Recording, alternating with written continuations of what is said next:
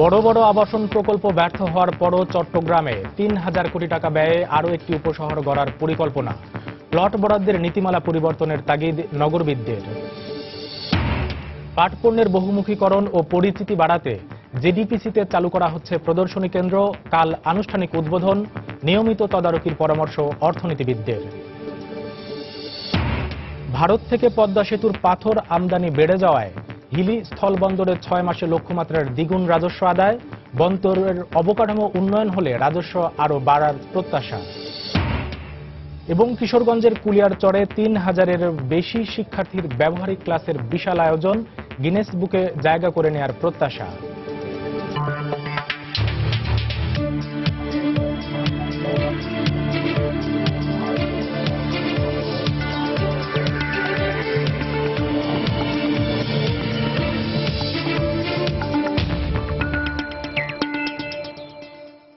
দেখছিলেন শিরোনাম।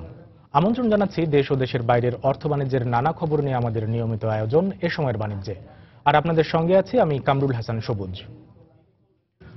বন্দরনগরী চট্টগ্রামে কর্ণফুলী, কল্পলোক, অনন্যা এবং সলিমপুরের মতো বড় বড় আবাসন প্রকল্প ব্যর্থ হওয়ার পরও ৩,০০০ কোটি টাকা খরচ করে নতুন আরও একটি আবাসন প্রকল্প করতে যাচ্ছে চট্টগ্রাম উন্নয়ন কর্তৃপক্ষ। নগরীর বায়োজিদ এবং জেলার হাটহাজারীর অংশবিশেষ নিয়ে তৈরি করা হবে অনন্যা ২ নামের এই প্রকল্পটি। সেখানে আবাসনের পাশাপাশি হাসপাতাল, বিশ্ববিদ্যালয় সহ সব ধরনের সুবিধা নিয়ে একটি উপশহর গড়ার পরিকল্পনা সিডিএর। বিস্তারিত জানাচ্ছেন কমল দে। নগরবাসীর আবাসন সমস্যা দূর করাই হলো চট্টগ্রাম উন্নয়ন কর্তৃপক্ষের প্রধান কাজের একটি, কিন্তু সংস্থাটি নেওয়া প্রকল্পগুলো সফল হতে পারছে না। কল্পলোক আবাসিক কয়েকটি ভবন উঠল, কর্ণফুলী, অনন্যা ও সলিমপুর আবাসিক এলাকাতে এখন পর্যন্ত একটি ভবনও ওঠেনি। খেলার মাঠ, স্কুল, ডে কেয়ার সেন্টার, উপাসনালয়, কমিউনিটি সেন্টার, এই উপাদানগুলো থাকলে তবেই কিন্তু একটা আবাসিক এলাকা বসবাসের উপযোগী হয় কিংবা সফল হয়। এখানে মধ্যস্বত্বভোগী প্লটগুলো বিক্রি করে অন্য জায়গায় চলে যাচ্ছে, তাহলে সে প্লট বরাদ্দ দেওয়ার আমরা কোনো যুক্তি মনে করছি না রিহেবের পক্ষ থেকে। শহরতলির আবাসিক এলাকাগুলো যথাযথ বাস্তবায়ন না হয় নগরবাসীর আবাসনের পুরো চাপ এসে পড়ছে মূল নগরীতে, ফলে নগরবাসীকে পড়তে হচ্ছে চরম ভোগান্তিতে।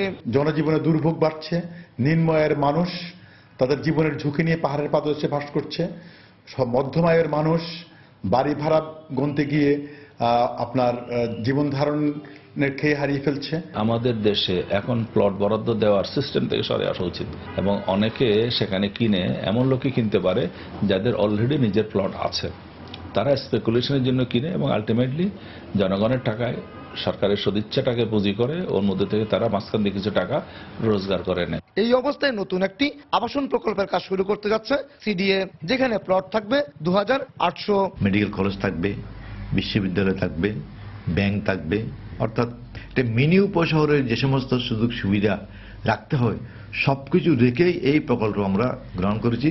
সিডিএর নতুন এই আবাসিক এলাকায় প্রতি কাটা জায়গার সম্ভাব্য দাম ধরা হয়েছে ১৫ লাখ টাকা। এছাড়া প্রবাসীদের জন্য ২০% প্লট বরাদ্দ রাখা হবে। আগের আবাসিক প্রকল্পগুলোতে কাঠা মূল্য ছিল সর্বনিম্ন ১.৫ থেকে সর্বোচ্চ ৪ লাখ টাকা। কমল দে, সময় সংবাদ, চট্টগ্রাম। পাটপণ্যের বহুমুখীকরণ, ব্যবহার বৃদ্ধি এবং বিশ্বব্যাপী এর পরিচিতি বাড়ানোর লক্ষ্যে রাজধানীর জুট ডাইভার্সিফিকেশন প্রমোশন সেন্টার জেডিপিসিতে চালু করা হচ্ছে প্রদর্শনী কেন্দ্র। আগামীকাল আনুষ্ঠানিকভাবে উদ্বোধন করা হবে কেন্দ্রটি। বস্ত্র ও পাট মন্ত্রণালয় বলছে, উদ্যোক্তাদের জন্য বিশেষভাবে সহযোগিতার হাত বাড়াবে এই সেন্টারটি। তবে এ ধরনের প্রতিষ্ঠানের নিয়মিত তদারকির পরামর্শ দিয়েছেন অর্থনীতিবিদরা। এছাড়া দেশের বাইরেও প্রচারণা বাড়াতে সরকারের পাশাপাশি বেসরকারি খাতের জন্য বাজেট প্রণয়নের তাগিদ দিয়েছেন তারা। বিস্তারিত জানাচ্ছেন কাজল আব্দুল্লাহ। বিভিন্ন ধরনের উচ্চমানের পাট পণ্য উৎপাদন এবং ক্ষুদ্র ও মাঝারি শিল্প স্থাপনে সহায়তার উদ্দেশ্যে বস্ত্র ও পাট মন্ত্রণালয়ের অধীন ২০০২ সালে গঠন করা হয় জুট ডাইভার্সিফিকেশন প্রমোট সেন্টার জেডিপিসি। সে সময় থেকেই পাটপণ্য বহুমুখীকরণের নানা কার্যক্রম হাতে নেয় প্রতিষ্ঠানটি। এরই ধারাবাহিকতায় রাজধানীর জেডিপিসিতে বহুমুখী পাটপণ্যের প্রদর্শনী কেন্দ্র চালু করা হচ্ছে বলে জানায় বস্ত্র ও পাট প্রতিমন্ত্রী। পাটপণ্যের যে বিভিন্ন সামগ্রী যেগুলো আছে সেগুলো ডিসপ্লে করার জন্য কিন্তু আমরা জেডিপিসি সেন্টারের ২ তলা আমরা কিন্তু একটা ডিসপ্লে সেন্টার করেছি। তো এতে পাটের যত বহুমুখী পণ্য আছে একটা জায়গায় কিন্তু আসলে সবাই দেখতে পাবে এবং সেই জায়গা থেকে তারা কোনো বায়ার আসলে কিনতেও পারবে এবং কোনো অর্ডার দিলেও পরে পারবে। জেডিপিসির প্রতিষ্ঠার দীর্ঘ 15 বছর পর এমন উদ্যোগ বাস্তবায়নে যাচ্ছে সরকার। অর্থনীতিবিদরা বলছেন দেরিতে হলেও সরকারের এ উদ্যোগ ক্রেতা বিক্রেতাদের মাঝে সংযোগ বৃদ্ধি করবে। পাট খাতের ডাইভার্সিফাইড পণ্য সারা দেশ জুড়ে ক্ষুদ্র ক্ষুদ্র উদ্যোক্তারা উৎপাদন করেন এবং তাদের পক্ষে রেগুলার এগুলো প্রদর্শনী করা এবং ভোক্তার কাছে পৌঁছে দেওয়াটা অনেক সময় কষ্টকর হয়। সেই দৃষ্টিভঙ্গি থেকে ডিসপ্লে সেন্টারের একটা যৌক্তিকতা রয়েছে। মূল সমস্যাটি হচ্ছে একটি ডিসপ্লে সেন্টার করবার পরে এটিকে কমার্শিয়ালি ভোক্তার কাছে পৌঁছে দেবার জন্য পরবর্তী যে উদ্যোগগুলো সেটি প্রায়শই দেখা যায় না। শুধু প্রদর্শনী নয়, এসব পণ্যের প্রচারণা বৃদ্ধির জন্য সরকারি বরাদ্দ বাড়ানোর তাগিদ দিলেন এই অর্থনীতিবিদ। বেসরকারি খাত বিভিন্নভাবে বিজ্ঞাপন বা পণ্য পরিচিতির জন্য ইন্টারনেট বা অন্যান্য মাধ্যমে ব্যবহার করে থাকে। সেই ধরনের ব্যবস্থা যদি না নেওয়া হয় এবং প্রতি বছর তার জন্য যদি অনেক বড় বাজেট না থাকে, শুধুমাত্র পণ্য প্রদর্শন করাটি আসলে পণ্য বিক্রির জন্য যথেষ্ট না। রাজধানী ছাড়াও ভবিষ্যতে দেশের অন্যান্য 5টি শহরেও পাট পণ্যের একই প্রদর্শনী চালু করা হবে বলে জানায় জেডিপিসি। কাজল আব্দুল্লাহ, সময় সংবাদ, ঢাকা। সম্প্রতি বাংলাদেশি পাট পণ্য, পাট সুতা, চট ও পাটের বস্তার উপর ভারত অ্যান্টি ডাম্পিং শুল্ক আরোপ করায় 1 লাখ টন পাট পণ্য রপ্তানি বাধার মুখে পড়তে পারে বলে জানিয়েছেন পাট ও বস্ত্র প্রতিমন্ত্রী মির্জা আজম। মঙ্গলবার সকালে রাজধানীর তেজগাঁওয়ে জেডিপিসির বহুমুখী পাটপণ্য প্রদর্শনী ও বিক্রয় কেন্দ্রের উদ্বোধন উপলক্ষে আয়োজিত সংবাদ সম্মেলনে তিনি এই আশঙ্কার কথা জানান। এ সময় আইন মেনে এর বিরুদ্ধে 2 সপ্তাহের মধ্যে আপিল করা হবে বলেও জানান তিনি। তারা অ্যান্টি ডাম্পিং অ্যাক্ট করার পরে প্রায় 1 লক্ষ টন পাট পণ্য আমরা ভারতে রপ্তানি কাজে বাধাগ্রস্ত হইতে পারে। আমরা নেগোসিয়েশনের মাধ্যমেই তাদের এই মুহূর্তে যে ইটা আছে, ব্যারিয়ারটা আছে, এই ব্যারিয়ারটা যাতে প্রত্যাহার করতে পারে তার জন্য আমরা উদ্যোগ গ্রহণ করতেছি। এটার একটা কোর্ট আছে, সেই কোর্টে আপিল করার সময় 90 দিন পর্যন্ত কেউ অপেক্ষা করবে না।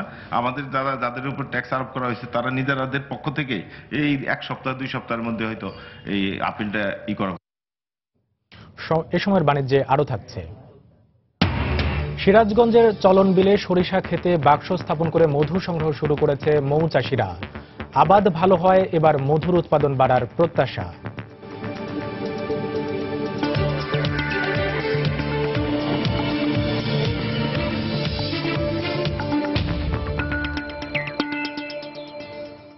রাজধানী সহ সারা দেশে চলা 3 দিনব্যাপী উন্নয়ন মেলার শেষ দিন আজ। এই মুহূর্তে শিল্পকলা একাডেমিতে আছেন সহকর্মী শুভ খান। বিস্তারিত জানতে চলে যাচ্ছি শুভ খানের কাছে। শুভ, 3 দিনব্যাপী যে উন্নয়ন মেলা চলছে শিল্পকলা একাডেমি মাঠে, সেই শিল্পকলা একাডেমি মাঠে 3 দিনব্যাপী শুরু হওয়া উন্নয়ন মেলার আজ কিন্তু শেষ দিন। তো সকাল থেকে আমরা দেখতে পেয়েছি যে দর্শনার্থীরা আসছেন এবং বিভিন্ন যে সরকারি দপ্তরের স্টলগুলো রয়েছে সেখান থেকে তারা কিভাবে সরকারি যে তথ্যগুলো পেতে পারেন সে বিষয়ে এখানে যারা কর্মরত আছেন তাদের সাথে কিন্তু কথা বলছেন। তো এখানে প্রায় সরকারের যে বিভিন্ন দপ্তর রয়েছে, বিভিন্ন সংস্থা এবং বেসরকারি মিলে প্রায় 80টি স্টল এখানে অংশ নিয়েছে। এবং দর্শক আপনারা দেখতে পাচ্ছেন যে স্কুলের যে শিক্ষার্থী রয়েছে, কোমলমতি শিক্ষার্থী, তারা কিন্তু আসছেন এবং ঢাকা জেলা পুলিশের যে স্টলটি রয়েছে সেখানে কিন্তু পুলিশ কর্মকর্তাদের সাথে তারা কিন্তু কথা বলছেন এবং কিভাবে তারা পুলিশের সেবাগুলো পেতে পারেন সে বিষয়ে কিন্তু তারা ধারণা নেওয়ার চেষ্টা করছেন। এছাড়া এখানে ভূমি মন্ত্রণালয়ের একটি স্টল রয়েছে, ভূমি সেবা কেন্দ্র নামে, যেটি পরিচালিত হচ্ছে এবং এখান থেকে কিন্তু সাধারণ মানুষ কিভাবে জমির খাজনা পরিশোধ করবেন বা কিভাবে তার ভূমি সংক্রান্ত সেবাগুলো পেতে পারেন সে বিষয়ে কিন্তু কথা বলছেন। এবং আপনি জানেন যে ভূমি অধিদপ্তর যে রয়েছে সেখানে গিয়ে কিন্তু প্রায়শই গ্রাহকদের কিন্তু ভোগান্তিতে পড়তে হয়। সে বিষয়টি মাথায় রেখে কিন্তু সরকার তাদের বিভিন্ন যে দপ্তর রয়েছে সেগুলোর সাথে সাধারণ মানুষের জনসম্পৃক্ততা বাড়ানোর লক্ষ্যে কিন্তু এই ধরনের একটি মেলার আয়োজন করেছেন। এবং দেখতে পাচ্ছেন যে দর্শনার্থীরা কিন্তু তারা আসেন এবং বিভিন্ন স্টলে যাচ্ছেন। এছাড়া আমরা দেখতে পেয়েছি যে বাংলাদেশ সেনাবাহিনী, নৌবাহিনী, বিমান বাহিনী তারাও কিন্তু এই উন্নয়ন মেলায় অংশ নিয়েছে এবং বরাবরই কিন্তু সাধারণ মানুষের একটি আগ্রহ থাকে যে সশস্ত্র বাহিনী সম্পর্কে জানার জন্য। সে বিষয়টি মাথায় রেখে কিন্তু সশস্ত্র বাহিনীর যে আধুনিক ইনস্ট্রুমেন্ট রয়েছে সেগুলো প্রদর্শন করা হচ্ছে। পাশাপাশি সরকারের যে বিভিন্ন উন্নয়নমূলক কর্মকাণ্ড যেমন হাতির ঝিল রয়েছে বা ঢাকা শহর জুড়ে যে ফ্লাইওভারগুলো রয়েছে সেগুলোর নির্মাণ কাঠামো এবং যে নির্মাণ সংক্রান্ত যেসব তথ্য রয়েছে সেগুলো কিন্তু সাধারণ মানুষের সামনে তুলে ধরা হয়েছে। মূলত সরকারের বিভিন্ন উন্নয়ন কর্মকাণ্ড পরিচালনা করতে গিয়ে সরকার কি ধরনের ইকুইপমেন্ট ব্যবহার করছে, মূলত সরকারের যে উন্নয়নমূলক কর্মকাণ্ডের স্বচ্ছতা এবং জবাবদিহিতা নিশ্চিত করার যে একটি প্রয়াস, সে বিষয়টি মাথায় রেখে কিন্তু উন্নয়ন মেলার আয়োজন করা হয়েছে। এবং এখানে যারা দর্শনার্থী রয়েছেন তারা কিন্তু বলেছেন যে এ ধরনের মেলা যেন প্রতি বছরই আয়োজন করা হয় এবং এ থেকে যেন সাধারণ মানুষ উপকৃত হতে পারে এবং সরকারি দপ্তরগুলোরও যেন জবাবদিহিতা নিশ্চিত হয়, এটাই তারা প্রত্যাশা করছেন। তো কামরুল, এই ছিল এখানকার সর্বশেষ তথ্য। বিশ্বের সবচেয়ে বড় ব্যবহারিক ক্লাস চলছে কিশোরগঞ্জের কুলিয়ারচরে। 3000-এর বেশি শিক্ষার্থীর অংশগ্রহণে বিজ্ঞান ও আইসিটি বিষয়ক এই ক্লাস গিনেজ বুকে জায়গা করে নেবে, এমন প্রত্যাশা করছেন সংশ্লিষ্টরা। অধ্যাপক ডক্টর মোহাম্মদ জাফর ইকবালের তত্ত্বাবধানে বেলা 10:30টায় অনুষ্ঠিত হয় মহড়া ক্লাসের। পরে 11টার দিকে শুরু হয় মূল পাঠদান।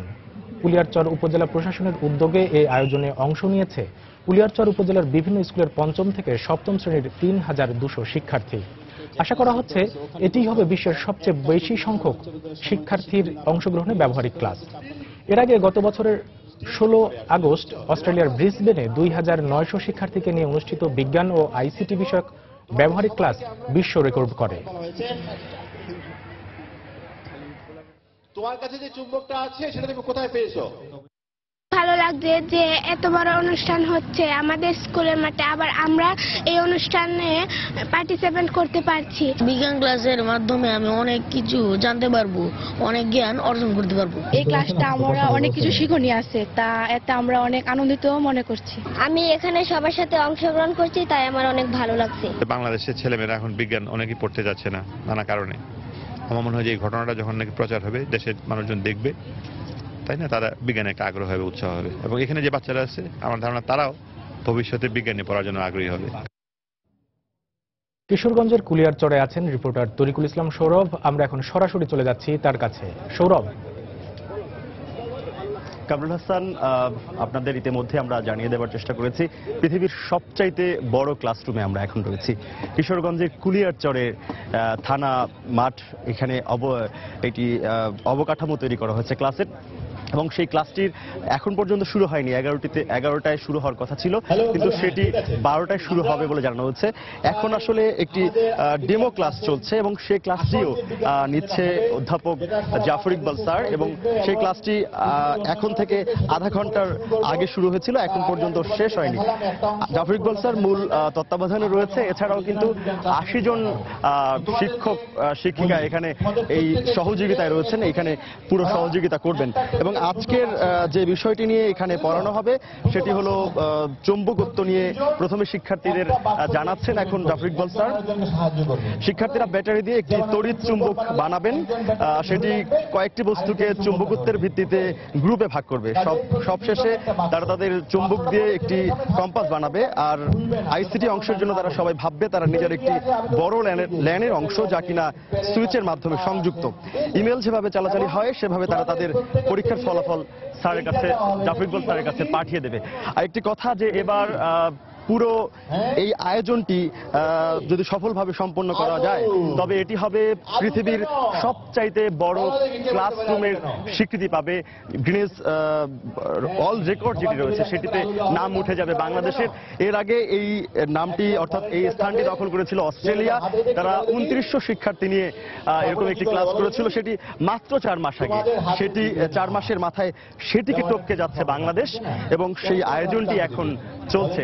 এবং আজকে জাফর ইকবাল স্যারের সাথে কিছুক্ষণ আগে আমরা কথা বলেছিলাম, তিনি বলছেন যে এই আয়োজনের মাধ্যমে বাংলাদেশের সকল তরুণদের মধ্যে বিজ্ঞান মনস্কতা তৈরি হবে, এবং বিজ্ঞান মনস্কতা তৈরি হওয়ার জন্য এটি একটি অত্যন্ত গুরুত্বপূর্ণ ভূমিকা পালন করবে। এছাড়া বাংলাদেশের ভাবমূর্তির কথাও তিনি বলছেন যে বাংলাদেশের ভাবমূর্তি এতে বাড়বে, এবং বিজ্ঞান শিক্ষার যেরকম আগ্রহ হারাচ্ছিল দেশের শিক্ষার্থীরা সেটি আরো বাড়বে বলে তারা মনে করছেন।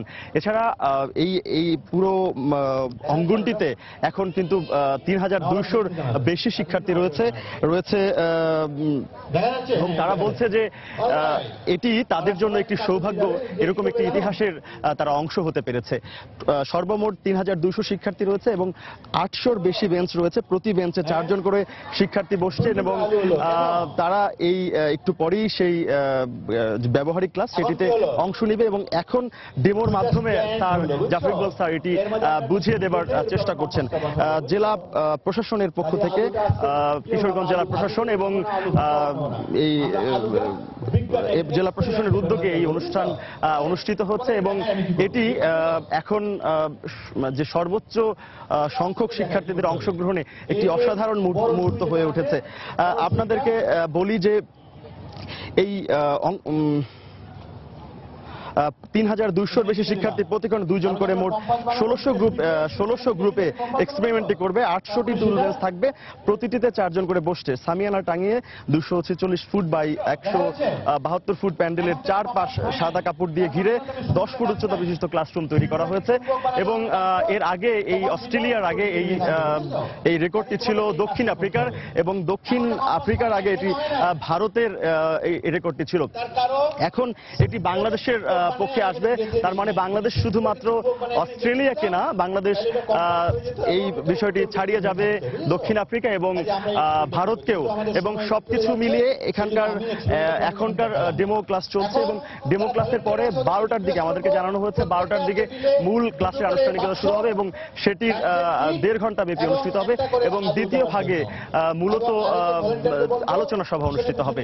এই ছিল মোটামুটি এখানকার সর্বশেষ খবরাখবর। সবুজ। দর্শক, কিশোরগঞ্জের কুলিয়ারচর থেকে সবচেয়ে বড় বিজ্ঞান ও আইসিটি বিষয়ক ব্যবহারিক ক্লাসের খবরাখবর জানাচ্ছিলেন সহকর্মী তরিকুল ইসলাম সৌরভ। সিরাজগঞ্জের চলনবিলে সরিষা আবাদকে কেন্দ্র করে মধু সংগ্রহ শুরু করেছে মৌচাষীরা। ইতিমধ্যে বিভিন্ন জেলা থেকে আসা মৌচাষীরা মৌ বাক্স স্থাপন করেছে সরিষা ক্ষেতে। চলতি বছর সরিষা আবাদ ভালো হয়, মধুর উৎপাদন বেশ ভালো। তবে এই শিল্পের জন্য আর্থিক ঋণ ও সরকারি পৃষ্ঠপোষকতার দাবি জানিয়েছেন মৌচাষীরা। রিঙ্কু কুণ্ডুর তথ্য ও অমৃত সেনের ছবি নিয়ে ডেস্ক রিপোর্ট। মাঠে মাঠে এখন সরিষা, যেদিকে দুচোখ যায় শুধু হলুদ আর হলুদ। আর এই মৌসুমের দূর দূরান্ত থেকে আসা মৌচাষীদের পদচারণায় মুখরিত হয়ে ওঠে এই জনপদ। মাঠের পাশে শত শত মৌ বাক্স স্থাপন করে সংগ্রহ করা হচ্ছে মধু।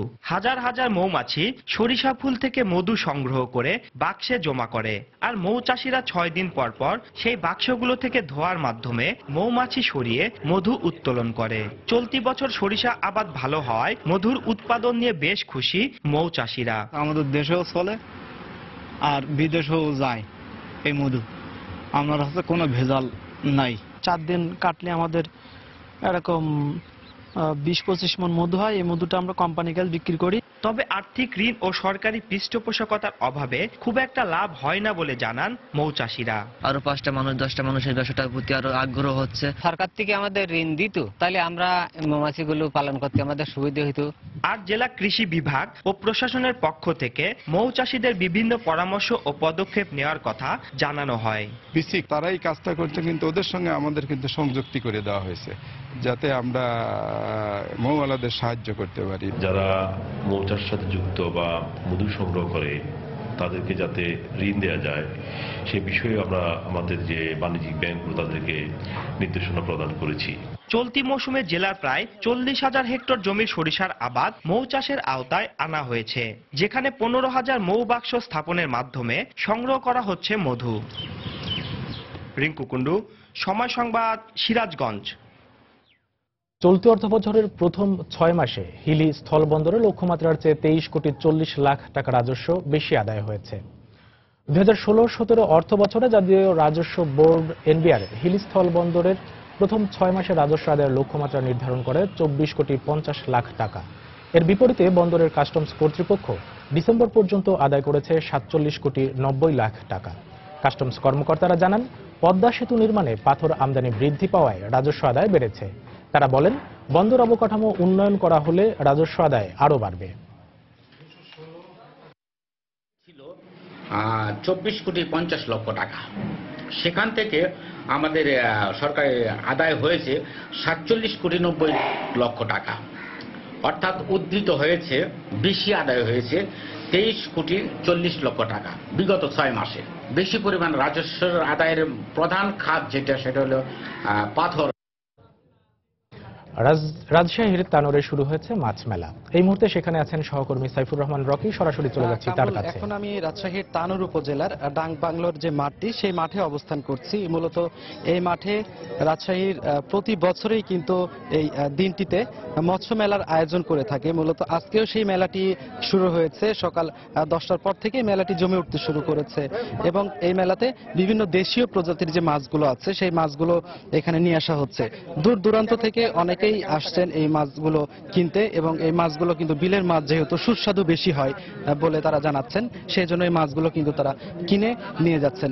একই সাথে এই মাছগুলো যেমন বেচা কেনা চলছে, তার পাশে সাথে একটি বিল আছে, সেটি হচ্ছে বিল কুমারী এই বিলের নাম। এই বিল থেকে কিন্তু এখনো মাছ ধরা হচ্ছে। একই সাথে এই মাছগুলো বাজারে উঠছে এবং বিক্রি হচ্ছে, জমজমাট হয়েছে। 2016 সালে মৎস্য কর্মকর্তারা যেটি বলছেন, 2016 সালে 143 মেট্রিক টন মাছ এই বিল থেকে আহরিত হয়েছে এবং তারা কিন্তু প্রতি বছরই এই আহরিত মাছের যে উৎপাদন সেটি কিন্তু বাড়ানোর চেষ্টা করছেন। সেজন্য কিন্তু মৎস্য কর্মকর্তারা, যারা এই মৎস্য চাষিরা আছেন, তাদের সাথে নিয়মিতই আলাপ আলোচনা করছেন এবং বিভিন্ন পরামর্শ দিচ্ছেন। এছাড়াও মূলত এই মেলাটি আয়োজন করার উদ্দেশ্য আছে, সেটি হচ্ছে বিভিন্ন দেশীয় প্রজাতির যে মাছগুলো সেগুলো কিন্তু ধীরে ধীরে বিলীন হয়ে যাচ্ছে। এই মাছগুলো যাতে বছরের পর বছর ধরে টিকে থাকে এবং ধরে রাখা যায়, মূলত এই জন্যই প্রতি বছর এই মেলাটির আয়োজন করা হয়ে থাকে। এছাড়া বিভিন্ন বিষয় যেমন কারেন্ট জাল দিয়ে যাতে করে এই বিলের মাছগুলো মারা না হয়, ছোট ছোট মাছ যেন না ধরা হয়, তাতে করে এই মাছগুলো কিন্তু পরবর্তীতেও সবাই কিনতে পারবে এবং পাবে। তো এই বিলের মধ্যে দুটি অভয়াশ্রম আছে, অভয়াশ্রম করেও কিন্তু এই মাছগুলোকে টিকিয়ে রাখার জন্য মৎস্য কর্মকর্তা যারা আছেন তারা কাজ করছেন। এই পুরো মাঠ জুড়েই কিন্তু এমনটাই মাছের আছে। শুধু বিলের যে তা না, আমরা কিন্তু এখানে পুকুরের বিভিন্ন মাছও দেখছি, রুই, কাতলা, মৃগেল সহ বড় বড় অনেক মাছ। তো এখানে কিন্তু যারা বিক্রেতা আছেন তারা বলছেন যে বিকেল 4টা পর্যন্ত এই মেলা চলবে এবং এই মেলাটি খুবই জমজমাট হয়। আশেপাশের উপজেলাগুলো থেকেও কিন্তু অনেকেই এই নদীর এবং খাল বিলের মাছগুলো কিনতে আসেন। আমরা এই বিষয়টি নিয়ে একটু কথা বলবো। এখানে মেলায় অনেকে এসেছেন। আচ্ছা, আপনি তো পাশের উপজেলা থেকে এসেছেন এই এখানে মাছ কিনতে। এখানে মাছ কিনতে কেন এসেছেন? আচ্ছা, আসলে এই বিলটার মাছ যখন উৎসব হয় তখন অনেক ভালো ভালো দামি দামি দেশি বিদেশি মাছ পাওয়া যায়। দেশি মাছ পাওয়ার জন্য আমি আজকে আসলাম, কিন্তু আজকে আসলে ওই পরিমাণ মাছ পাইলাম না। আজকে অনেক দাম, মাছের দাম কিনা মাছ হাত দেওয়াই মুশকিল হয়ে গেছে। আজকে এত দাম, মাছ কম আর ক্রেতা বেশি। অনেক জনগণ আসছে। আমি যেমনি আজকে 20 কিলোমিটার দূর থেকে শুধু মাছ কেনার জন্য আসছি, কিন্তু আসলে দেশি মাছ কিনবো, কিন্তু দেশি মাছের এত দাম যা কিনা মুশকিল, তবুও কিনবো, কিছু নিয়ে যাবো। আপনি শুনছিলেন যে যারা মাছ কিনতে এসেছেন তারা বলছেন যে বিলের মাছের দাম কিন্তু একটু বেশি পুকুরের মাছের তুলনায়। আচ্ছা, কেমন বেচা কেনা হচ্ছে? আমরা বেচা কেনা খুব একটা জোরাল বেচা কেনা নাই, মাছ দাম বেশি তো অত্যন্ত, ওই জন্য কম বেচা কেনা হচ্ছে। একজন মৎস্য বিক্রেতার আমরা কথা শুনছিলাম, তিনি বলছেন যে মাছের দামটা বেশি হওয়ার কারণে কিন্তু বেচা কেনার কিছুটা ঘাটতি আছে। তো ঠিক এরকমই কিন্তু বিকেল 4টা পর্যন্ত জমজমাট থাকবে এই মৎস্য মেলা। একই সাথে যেমন মাছ বিক্রিও চলছে, পাশের যে বিল আছে বিল কুমারী, সেখান থেকে মাছ কিন্তু এখনো ধরছে জেলেরা। তো এই ছিল কামরুল আমার কাছে রাজশাহীর তানোর থেকে এই সময়ের বাণিজ্য। রাজধানীর শেরেবাংলা নগরে চলছে 22তম ঢাকা আন্তর্জাতিক বাণিজ্য মেলা। এই মুহূর্তে মেলা প্রাঙ্গণে রয়েছেন সহকর্মী ইমতিয়াজ আহমেদ। আমরা সরাসরি চলে যাচ্ছি তার কাছে। সবুজ, ঢাকা আন্তর্জাতিক বাণিজ্য মেলার আজকের কিন্তু 11তম দিন, অর্থাৎ মেলা শুরু হওয়ার পরে 11টি দিন পেরিয়ে গেছে। সেই হিসেবে কিন্তু পুরো মাঠ জুড়ে যে মেলার, সেই মেলার প্রায় অর্ধেকটা হয়ে গেছে। সেই দিক থেকে এখানকার যারা বিক্রেতারা রয়েছেন তাদের প্রত্যাশা কিন্তু এখন ধীরে ধীরে আসলে বাড়ছে। কারণ আপনি জানেন যে প্রথম দিকে মেলা হয়তো তেমনটা জমে না, সেজন্য আসলে তাদের প্রত্যাশা থাকে মেলার মাঝামাঝি কিংবা মেলার শেষ দিকে অনেকটাই জমে উঠবে, তাদের বিক্রিও অনেকটা বেড়ে যাবে, সেই ধরনের কিন্তু প্রত্যাশা তাদের থাকে। সেই দিক থেকে আসলে প্রত্যাশার প্রাপ্তির সঙ্গে আসলে কতটুকু মিল রয়েছে সেটা আসলে তাদের কাছ থেকে আমরা জানার জানার চেষ্টা করেছি তারা যেমনটা বলেছেন যে সাপ্তাহিক ছুটির দিন অর্থাৎ শুক্র শনিবার ছাড়া কিন্তু খুব বেশি ক্রেতা দর্শনার্থী তারা মেলাতে পান না। একই সঙ্গে আরেকটা বিষয় আপনি জানেন যে ঢাকা আন্তর্জাতিক বাণিজ্য মেলার সকালের দিকটা অর্থাৎ প্রথম প্রহর অর্থাৎ 10টার পর থেকে কিন্তু বিকেলের আগ পর্যন্ত খুব বেশি দর্শনার্থী আমরা দেখি না। যাও দেখি তা হয়তো স্কুল কলেজের শিক্ষার্থীরাই আসলে অনেক বেশি মেলা প্রাঙ্গণে আসেন এবং অনেকেই দর্শনার্থী হিসেবেই আসেন, ঘুরে দেখেন। কেনাকাটার পর্বটা কিন্তু আসলে মেলার শেষ প্রহরে অর্থাৎ সন্ধ্যার পর থেকে রাত 10টা পর্যন্ত যে মেলা খোলা থাকে সেই সময়টাই কিন্তু আসলে বিক্রিটা সবচেয়ে বেশি হয়। আরেকটা বিষয় আসলে জানেন যে আপনি ঢাকা আন্তর্জাতিক বাণিজ্য মেলার যে আন্তর্জাতিক যে বিষয়টা থাকে সেই বিষয়টা কিন্তু আসলে এবছর আমরা অনেকটাই অনুপস্থিত দেখতে পেয়েছি। অর্থাৎ বিদেশি প্যাভিলিয়ন কিংবা বিদেশি যে স্টলগুলো রয়েছে সেগুলো বলতে আমরা অধিকাংশ জায়গায় দেখেছি যে চাইনিজ বিভিন্ন পণ্য তারা নিয়ে এসেছেন এবং সেই পণ্যগুলোই কিন্তু আসলে তারা বিদেশি যে স্টল কিংবা প্যাভিলিয়নে কিন্তু বিক্রি করছেন। একদম মূল বিদেশি যে স্টল প্যাভিলিয়নগুলো সেগুলোর কিন্তু অনুপস্থিতি আমরা এখন এবছরে দেখতে পাচ্ছি। একই সঙ্গে আরেকটা বিষয় জানিয়ে রাখি যে ঢাকা আন্তর্জাতিক বাণিজ্য মেলার এবারে আসলে এই যে ভেন্যুতে যে মেলাটা আয়োজন হচ্ছে হয়তো এবছর কিংবা আগামী বছর সর্বোচ্চ এই ভেন্যুতে মেলার আয়োজন হতে পারে। সেই থেকে কিন্তু এই অঞ্চলে যারা রয়েছেন তারা কিন্তু অনেকটা আসলে শেষ মুহূর্তের এই মেলাটা উপভোগ করার চেষ্টা করছেন। বেচা বিক্রির দিক থেকে সবচেয়ে বেশি বেচা বিক্রি আসলে তৈজসপত্র, গৃহের যে তৈজসপত্রগুলো রয়েছে সেখানে আমরা দেখতে পাচ্ছি সবচেয়ে বেশি বেচা বিক্রি হচ্ছে। এছাড়া যে গৃহ সজ্জার যে বিভিন্ন স্টলগুলো রয়েছে, প্যাভিলিয়নগুলো রয়েছে সেখানে কিন্তু আমরা দেখতে পাচ্ছি বিভিন্ন ধরনের ক্রেতারা আসলে এখানে আসছেন। তারা নতুন নতুন পণ্য এখান থেকে জানার চেষ্টা করছেন, কিনেও নিচ্ছেন তারা অনেকে। এবং যারা বিক্রেতা রয়েছেন তারা আসলে অনেকটাই বসে থাকেন পুরো বছর জুড়ে ঢাকা আন্তর্জাতিক বাণিজ্য মেলাতেই তারা চান আসলে তাদের নতুন পণ্যের উদ্বোধন করতে কিংবা প্রচারণার দিক থেকে আসলে বাণিজ্য মেলাটাকে অনেকেই বেছে নেন।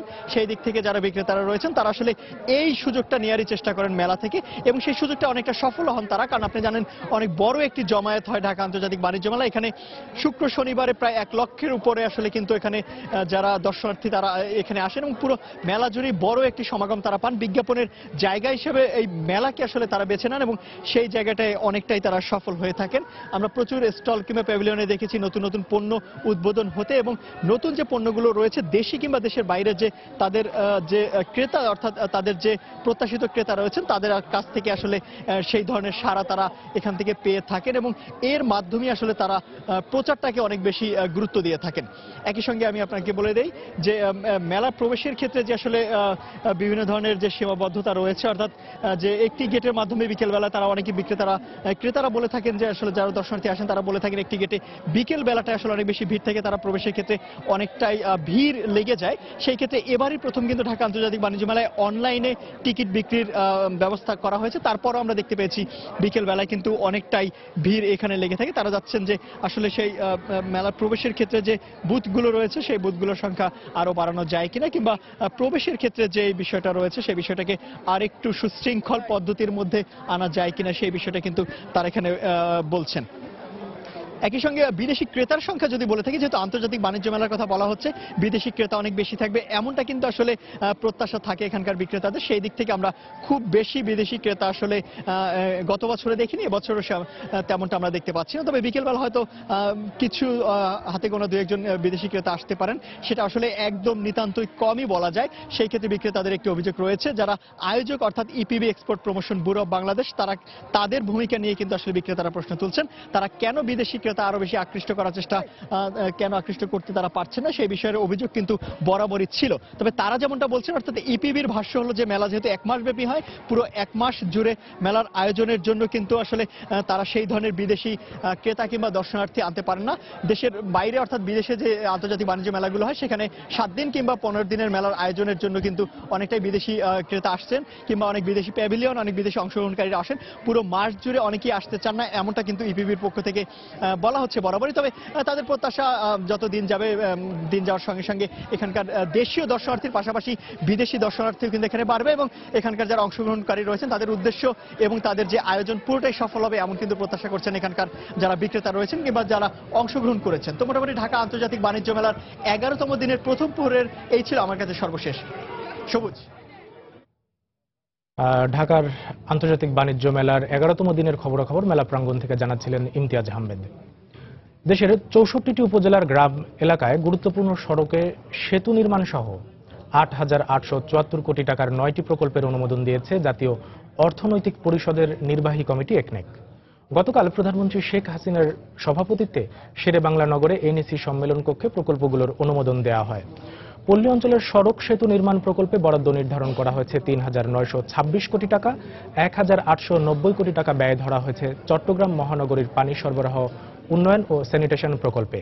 এছাড়া ৮৩টি নদী আর খাল খননের মাধ্যমে মংলা ঘষিয়াখালী চ্যানেলের নাব্যতা বাড়ানো, ৩ পার্বত্য জেলায় বিদ্যুৎ বিতরণ ব্যবস্থার উন্নয়ন এবং ঢাকা দক্ষিণ সিটি কর্পোরেশনে নতুনভাবে যুক্ত হওয়া কয়েকটি ইউনিয়নের সড়ক অবকাঠামো ড্রেনেজ ব্যবস্থার উন্নয়ন প্রকল্প অনুমোদন দিয়েছে একনেক। বৈঠক শেষে আয়োজিত সংবাদ সম্মেলনে অনুমোদিত প্রকল্পগুলো বাস্তবায়নের প্রয়োজনীয়তা তুলে ধরেন পরিকল্পনা মন্ত্রী।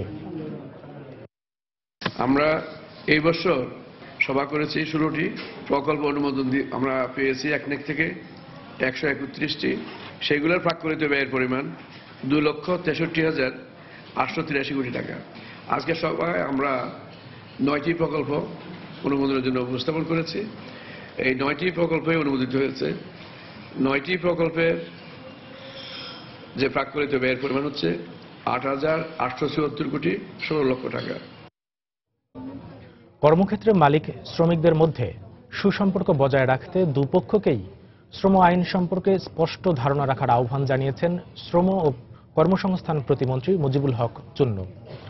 গতকাল রাজধানীর সিরডাপ মিলনায়তনে কর্মক্ষেত্রে সামাজিক নিরাপত্তা বিষয়ক অ্যালামনাইনের বার্ষিক সাধারণ সভায় মন্ত্রী এ আহ্বান জানান। পোশাক কারখানা সহ কর্মক্ষেত্রে পরিবেশ ও শ্রমিকদের নিরাপত্তা নিশ্চিত করতে সরকার, মালিক ও ট্রেড ইউনিয়নের প্রতিনিধিরা যৌথভাবে অ্যালামনাইয়ে কাজ করছে।